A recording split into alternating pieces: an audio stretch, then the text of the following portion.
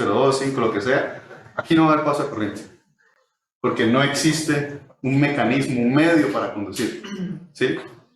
Lo primero que se debe hacer para poder usar el transistor es encender el MOSFET. Eso es lo primero que tenemos que hacer. Encender el MOSFET, como lo que hacíamos con el BJT, superar la tensión de diodo para que encienda. Acá debemos encender el MOSFET. ¿Qué significa encenderlo? Vamos a ver qué pasa rápidamente desde el punto de vista eléctrico. Significa que VGS para el NMOS, ¿sí? ¿Sí? A medida que VGS se hace positivo, ¿cierto?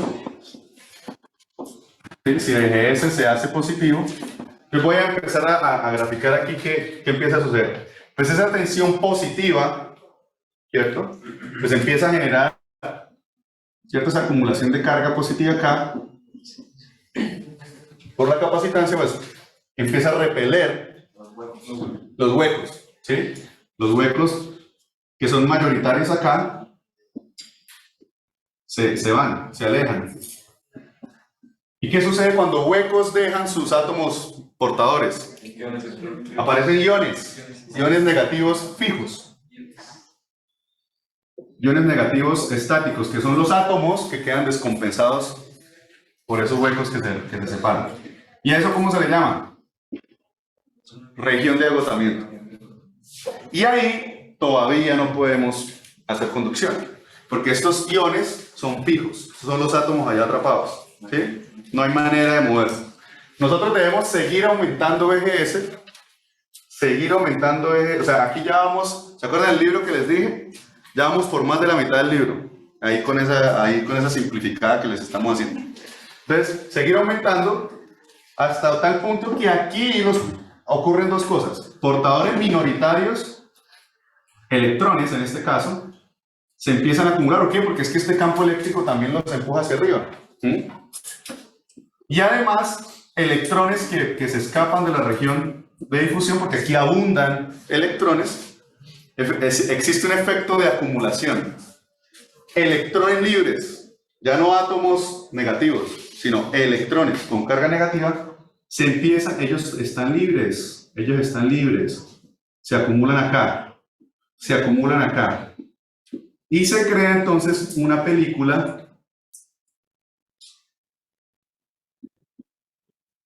de electrones, o sea, una película cargada negativamente, ¿sí? O en otras palabras, hay un camino directo de potenciales cargas que pueden ir de un lado al otro. Ahí como decimos potencial, ¿Ah? como decían en surtidor y generador de pasar, tengo potencial. Esta es la tierra, surtidor y generador. Ah, sí, no hay flujo de corriente. En esta condición, aquí simplemente se acumulan los electrones, ¿sí? ¿Listo? ¿Cuándo se puede decir que es una cosa que no está bien definida? Digamos, podríamos quedarnos discutiendo todo eso. No es un switch, esa transición no es inmediata. Sí, o sea, no es inmediata. ¿Cuándo se dice hay canal y cuándo se dice no hay canal? No. O sea, empieza a aparecer un canal y parece o llegamos a la convención de que ya se podría decir que existe un canal, para simplificar el problema, que cuando VGS supere el VTH, la tensión de threshold, o sea, una tensión tal que si VGS es superior a esa tensión, ya podemos pensar en que aquí se crea un canal. ¿Listo? Con una profundidad, en este caso, de esto. Esa es la profundidad del canal. ¿Sí? ¿Qué pasa si VGS supera ese VTH? O sea, sigue aumentando. ¿Qué va a seguir sucediendo? No, corriente no hay. Se aumenta la profundidad del canal. Va a haber más carga disponible. ¿Sí? Libre, electrones libres. Entonces, esta profundidad del canal o esta profundidad del pasillo depende de VGS. Entonces, la profundidad del canal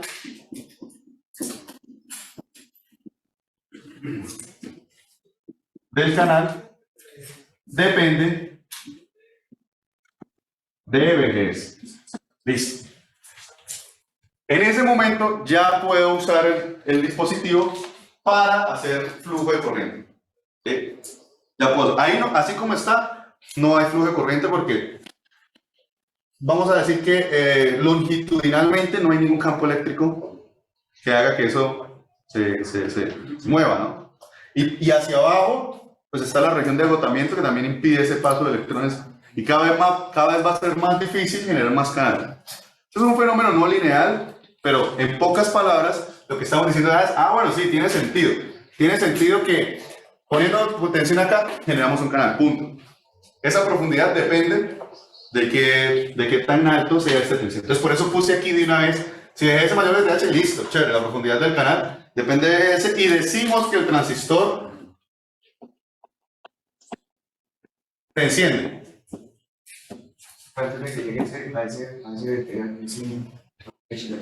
eso es una resistencia. Este canal de por sí es resistivo, así como está. ¿Sí? Solo que antes de que llegue a ser VTH es muchísimo más resistivo, o sea, la resistencia tiende a infinito rápidamente. Sí, de hecho, ese efecto que estamos viendo, gracias por el comentario, porque ese efecto, ¿qué es lo que quiere decir? Si tengo, supongamos VGS superó VTH, como teníamos en el caso anterior, un canal más estrecho, ¿sí? Podemos conducir con un canal más estrecho. Si VGS aumenta, se vuelve este canal más profundo. Aquí hay menos resistencia. Aquí hay menos resistencia para circulación de un extremo a otro, ¿sí? Porque ahí hay más espacio disponible, más carga disponible para circular corriente. ¿Listo? Entonces, sí, se dice, cuéntame. Entre más grande sea VGS, el canal es menos resistivo. Es menos resistivo, exactamente. Entre más grande sea VGS, el canal es menos resistivo. ¿Sí? Que es, en otras palabras, la interpretación de esto de acá. ¿Sí? La profundidad del canal depende de VGS, es decir, es menos resistivo, ¿cierto? A mayor VGS, el canal se vuelve menos resistivo. Bien, que se vuelva menos resistivo quiere decir lo siguiente, que tan pronto yo le pongo una fuente acá diferente, vamos a hacer lo siguiente, vamos a llevarlo al experimento mental el siguiente, lo llevamos a un VGS1, vamos a suponer, o sea, un VGS particular, constante VGS1, mayor de VTH, ¿sí? Mayor de VTH, y lo dejamos ahí. ¿Cuánto es VTH? Ok, VTH está en el orden, por ejemplo, para tecnologías de 180 nanómetros, de 0,5 voltios, ¿sí? 0,6, 0,45 más o menos, eso depende de la tecnología que se está usando, pero está en ese orden, ¿sí? Para una tecnología, por ejemplo, de 180 nanómetros. ¿Qué significa esos 180 nanómetros? Que en el diseño yo les decía que en el diseño integrado yo podía manipular la geometría de los transistores como quisiera. Una tecnología de 180 nanómetros me dice que el más pequeñito, el L más pequeñito, es de 180 nanómetros. De ahí para arriba, esa es mi resolución, ¿sí? Una tecnología de 7 nanómetros quiere decir que yo puedo acercar esto hasta 7 nanómetros. En realidad 10 nanómetros más o menos, ¿sí? Eso es lo que quiere decir ese número de acá. Pero en tecnologías más grandes, como las que uno compra discretos de 1 micrómetro o más, ¿cierto? De potencia, VTH puede ser, si ustedes compran el transistor discreto, 2 voltios, 1 voltio, etc. Acá vamos a mantenernos en estos valores y más bien yo les doy los ejemplos de cuando es el caso discreto. ¿Listo? Que la referencia sea aquí el caso integrado. Bien, entonces decimos VGS 1 voltio. Con 1 voltio ya superamos, ¿cierto? Entonces lo dejamos quietos, VGS 1, VGS 1 es una tensión tal que es mayor que VTH, algunos milivoltios. Listo, se creó canal. Lo dejamos quieto, dejémoslo quieto, VGS ya, creamos el canal, dejémoslo quieto porque nuestro cerebro no funciona manejando dos cosas al mismo tiempo, menos multidimensional, no nos sirve así, nos toca de a uno. Dejando quieto esto acá, empezamos y por ahora vamos a ver qué sucede cuando aquí le ponemos un valor pequeñito. Entonces en el ejemplo 0,1, 0,2 voltios, vamos a ponerle 0,2 para no copiarle a Rasabi, 0,2 voltios, un valor positivo de 0,2, ¿sí? ¿Qué sucede con esos 0,2 voltios? ¿Qué va a suceder una vez está esta condición? O sea, apenas ponga 0,2 voltios, ¿qué sucede? Pues que esto es potencial positivo va a cambiar toda la electrostática de acá y ya no es electrostática, ahora empieza a haber movimiento. ¿Y qué sucede cuando electrones, cuando vuelven potenciales positivos? Pues por aquí hay un camino facilito, porque recuerden que esto está lleno de electrones, ¿no? Electrones libres, difusión N, bastante dopada. Los electrones se empiezan a mover hacia acá, ¿sí? De una vez empiezan los electrones a moverse. O sea, que hacia allá existe una corriente de electrones. ¿Sí o no? Esa corriente de electrones descompensan el equilibrio que había y empiezan a ver este flujo, ¿cierto? O sea que de acá empiezan a circular electrones, o sea, ¿cierto? Se va a ir reflejado, y empieza a aparecer un flujo de corriente negativa en este sentido, ¿sí? Empieza a aparecer un flujo de corriente negativa en ese sentido. Que es la misma vaina que la corriente convencional de signo positivo. Bueno, no, aquí parece que fue para el bulk, pero en realidad así. ¿Listo? La misma que llamamos drenador surtidor. ¿Sí? Drenador surtidor, la misma corriente. Entonces aparece una corriente drenador surtidor. Así funciona la vaina. ¿Sí? Sigamos haciendo el experimento mental. ¿Qué sucede si este 0,2 lo cambio por 0,3?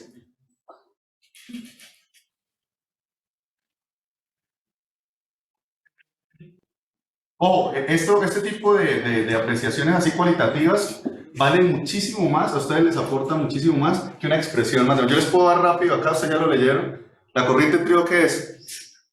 Mi sub NC2 KWL sobre, ¿sí o no? La corriente de saturación un medio, mi sub NC2 W sobre L, eso es lo de menos. O sea, aprenderse fórmulas es lo de menos. Lo que más importa es entender el problema. Porque las fórmulas vienen es de ese entendimiento del problema. Si ustedes pueden describir algo con palabras, entienden el fenómeno. Si les toca hacer el despeje mental para saber qué es lo que sucede en algo tan sencillo como esto, es porque no entienden bien el fenómeno, simplemente se saben la fórmula. Y no está mal, solo que ustedes mismos deciden hasta qué punto los satisface el entendimiento de algo o no. Y aplica para todo, ¿sí o no? Entonces, bueno, 0,3, ¿qué sucede con 0,3?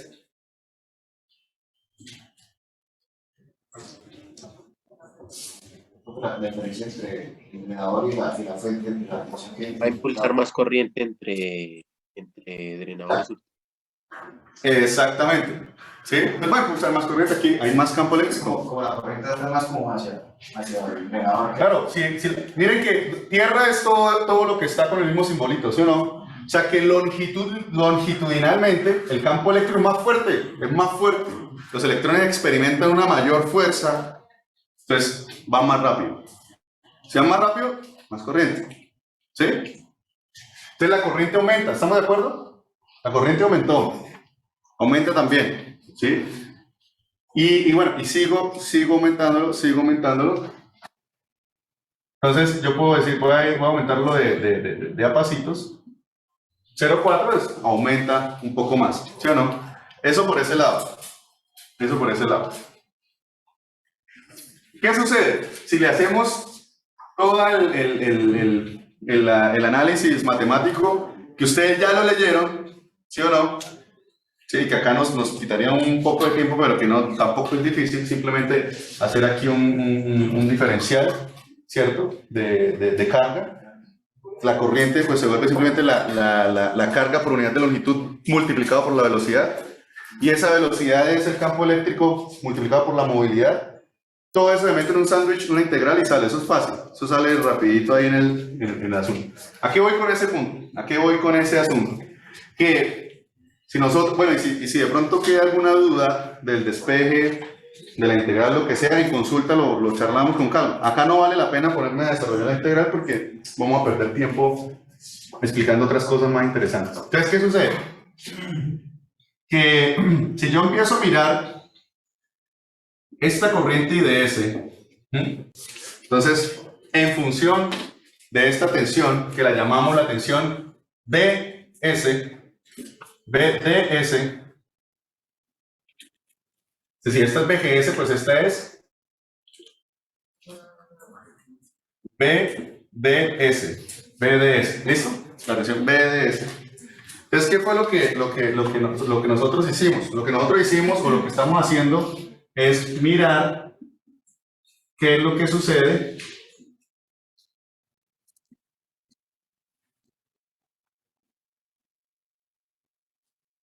quiero mirar cómo se comporta con esos cambios que estoy haciendo acá. Entonces, miren, encendí el transistor y ahora le hago cambios para modular esa corriente, ¿sí?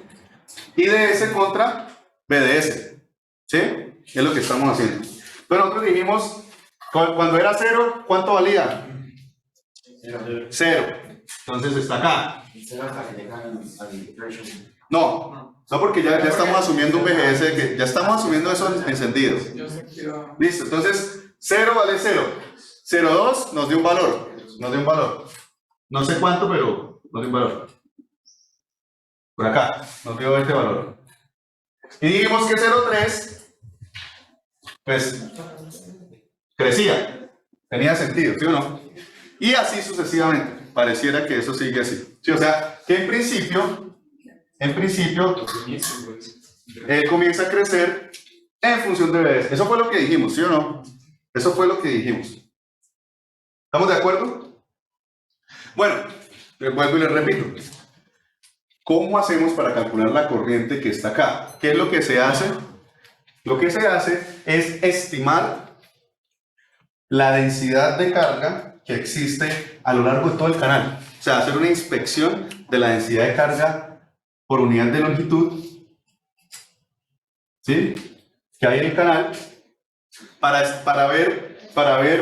luego esa densidad de carga multiplicarlo por la velocidad de las partículas. ¿Y esa velocidad cómo la obtengo? Movilidad por campo eléctrico. ¿Y el campo eléctrico qué es? La tensión entre estos dos dividido L. Y eso lo meto en una integral. Y cuando integro desde 0, x igual a 0, hasta x igual a L, obtengo la siguiente expresión. ¿Listo? O sea, no sale de la manga, sino que rápidamente les dije que era. Ustedes revisan allá el procedimiento, es súper sencillo, pero acá me tardaría unos 15 minutos valiosos. Me interesa mejor el resultado. Entonces, sí, efectivamente, esta corriente tiene un comportamiento más o menos de la siguiente manera.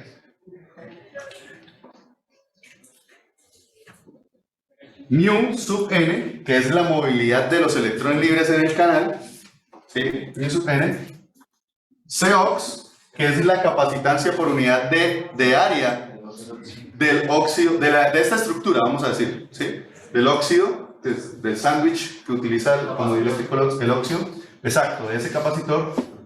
Mu sub Cox, W dividido sobre L, pues aparece la relación de aspecto, se le llama esta unidad. Esta W sobre L se le llama la relación de aspecto.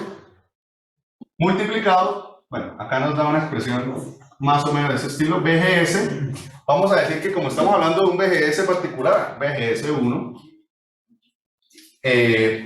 menos la tensión del threshold, ¿sí?, BGS menos BTH.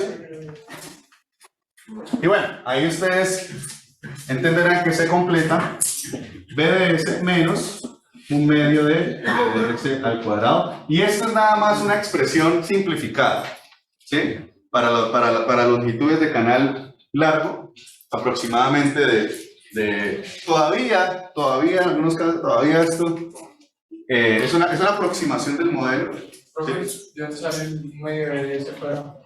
Pues en la fórmula está. Al integrar, porque al integrar aquí queda un diferente, o sea, queda, al igualar a un lado le queda la tensión, al otro lado le queda una derivada. Entonces cuando hace esa, le queda una expresión de la forma x de x. Entonces al integrar le queda x cuadrado, ahí aparece el cuadrado. O sea, esto aparece de esa integración que le estoy diciendo. ¿Sí? Entonces, en fin, ¿esto a qué es igual? Lo que me está diciendo es que la corriente IDS del transistor depende de dos cosas, como ya lo vimos. Depende de la tensión BGS, porque, ¿cierto? O sea, BGS1. Miren que este término siempre debe ser ¿cuánto? BGS menos BTH. Positivo, porque miren la posición, debe encenderse. Depende de BGS, acá lo dejamos quietico. Estamos graficando IDS contra BGS, entonces acá dejamos BGS fix o fijo. ¿A qué valor? A un BGS1. Listo. Y desde el punto de vista de BDS, pues también depende de esa variable. Si graficamos, esto es una parábola que abre hacia abajo. ¿Sí? Es una parábola que abre hacia abajo y tiene un máximo en un valor particular. Si nos ponemos al cálculo 1, ¿recuerdan? Listo. Entonces, esto si lo graficamos, hace una vaina como esta de acá. ¿Sí? Hace una vaina como esta de acá. Donde matemáticamente ocurre eso, pero nosotros estamos estudiando un fenómeno físico. Y hay que tener cuidado con los fenómenos físicos, porque cuando ustedes empiezan a cambiarle condiciones a un sistema físico, cambian también las respuestas a ese sistema. ¿Sí? Por ejemplo, ¿qué quiere decir? Quiere decir lo siguiente. Quiere decir que a medida que esto empieza a aumentar, desde cero, acá empezamos a ver incremento en la corriente. ¿Sí? O sea, en principio la corriente sigue aumentando. Pero esto aumenta de manera no lineal, en forma de parábola que abre hacia abajo. ¿Por qué? ¿Por qué pasa así? ¿Qué es lo que va a terminar sucediendo? Pues es que a medida que nosotros hacemos ese asunto, recuerden que estamos explorando un sistema físico. A medida que nosotros volvemos más positivo y más positivo y más positivo este valor para un VGS fijo, nosotros estamos cambiando la electrostática del canal y estamos deformando el canal. Cuando aquí le ponemos un potencial positivo, el canal ya no es ese rectángulo azul que pinté ahí exagerado, sino que se deforma y en realidad parece más como un trapecio.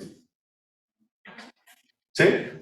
Parece más como un trapecio, que a medida que aumenta la tensión positiva, pues acá aparece menos electrones. Exacto, aquí hay menos densidad de carga. Y tiene todo el sentido del mundo.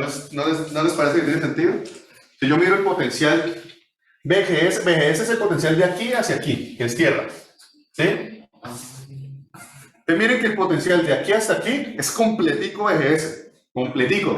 Si VGS es mayor que VGH tal que produce una profundidad, esa profundidad está acá. Pero ¿cuánto es la tensión VGD? VGD. Va a ser VGS menos esta VDS, ¿sí o no?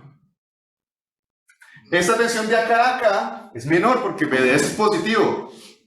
Si es menor, quiere decir que la tensión efectiva desde esta compuerta al canal es menor que la tensión VGS1 que sí está viendo este extremo. Y si es menor, el canal acá tiene que ser menos profundo. Entonces por eso se deforma. Y llega a ser tan menos profundo que a medida que sigo aumentando, suácates, se satura un valor de corriente y esta expresión es válida solo hasta que se alcanza un máximo. Y acá ya cambia la condición porque la integral ya no se cumple lo que estábamos diciendo con la integral. Entonces el valor o esta expresión es válida solo hasta este punto. ¿Sí?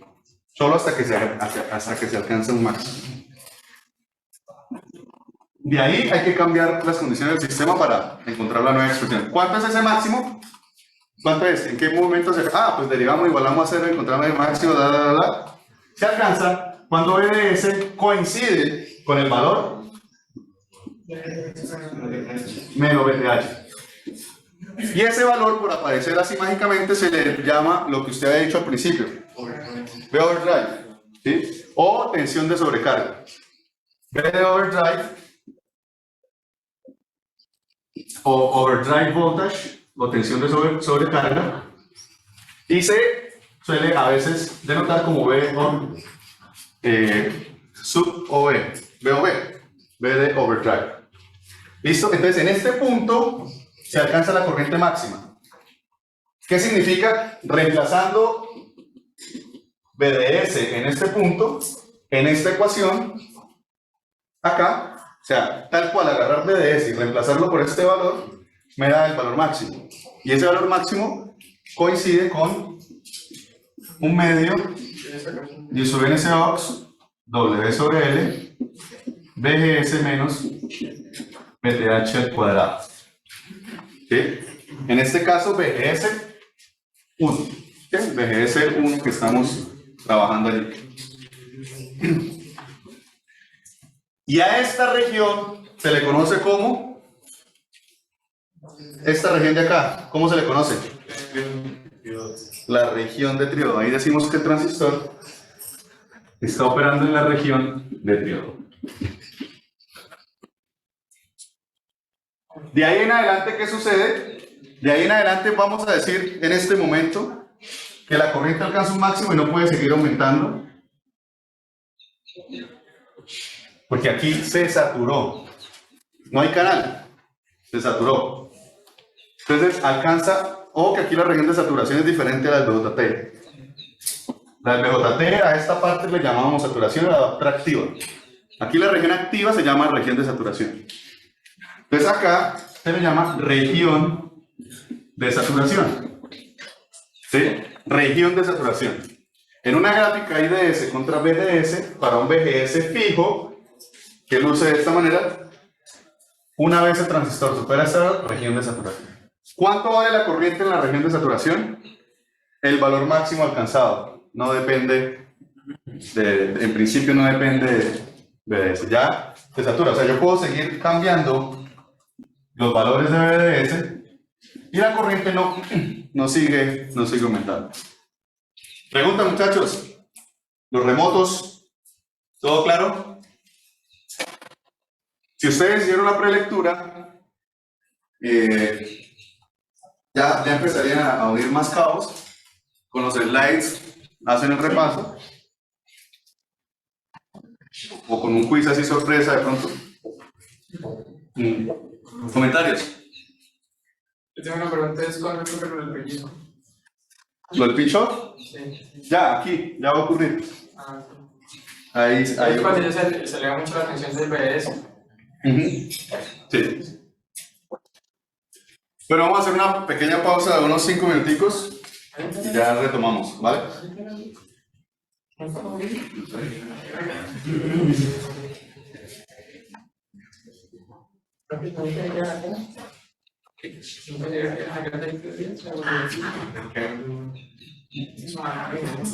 Ese negociando, señor. No se le razón.